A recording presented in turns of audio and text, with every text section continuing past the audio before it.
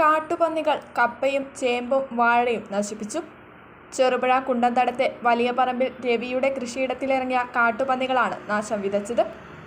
25 മൂട് ചേമ്പും 30 മൂട് കപ്പയും ഏത്തവാഴ തൈകളുമാണ് നശിപ്പിച്ചത്. കപ്പയും ചേമ്പും ഒന്നുപോലും ബാക്കിയില്ല. കാട്ടുപന്നി ശല്യം കാരണം യാതൊരു കൃഷിയും ചെയ്യാൻ കഴിയാത്ത സ്ഥിതിയിലാണ് കർഷകർ.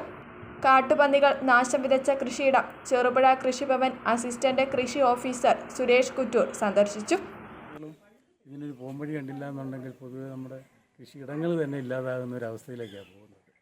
അതുകൊണ്ട് വേണ്ടപ്പെട്ട അധികാരികൾ ഈ തത്സമയങ്ങളിൽ ഇടപെട്ട് അതിന് വേണ്ട പ്രത്യേക നടപടി സ്വീകരിക്കണമെന്ന് എനിക്ക് പറയാനുള്ളത് ഞാൻ പറയുന്നു. അത്രമാത്രം എത്രത്തോളം പ്രാബല്യത്തിൽ വരികയോ അത്രത്തോളം അത് ജനങ്ങൾക്ക് നല്ല ഗുണപ്രദമായ രീതിയിൽ ഭവിക്കും എന്നുള്ളതാണ് ഞാൻ മനസ്സിലാക്കുന്നത്.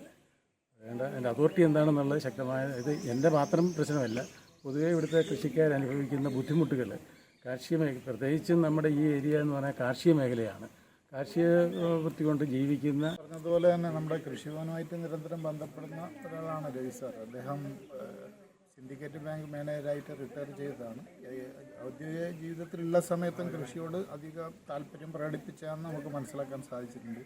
മാത്രമല്ല ഇവിടെ 5-6 ഏക്കർ എല്ലാ വിളകളും കൃഷി ചെയ്തു. കാര്യം എന്ന് പറയുന്നത് ഇപ്പോൾ പഞ്ചായത്ത് പദ്ധതിയിൽ കൊടുത്ത വാഴ അത് മുഴുവൻ പന്നി നശിപ്പിച്ചിട്ടുള്ളത്. അതായത് ഒരു വാഴ പോലും അവശേഷിക്കുന്നില്ല എന്നുള്ളത്. അതുപോലെ തന്നെ ചേമ്പ് ഒരുപാട് കൃഷി ചെയ്തതാണ്. ആ കൃഷി നമ്മളിപ്പോൾ നശിപ്പിച്ചത് കാണുന്ന സമയത്ത് സാറിപ്പോൾ പന്നിക്ക് വേണ്ടി ചേമ്പ് കൃഷി ചെയ്ത പോലെയാണ്. കാരണം ഒരു ചുവട് പോലും അവിടെ ബാക്കിയില്ല.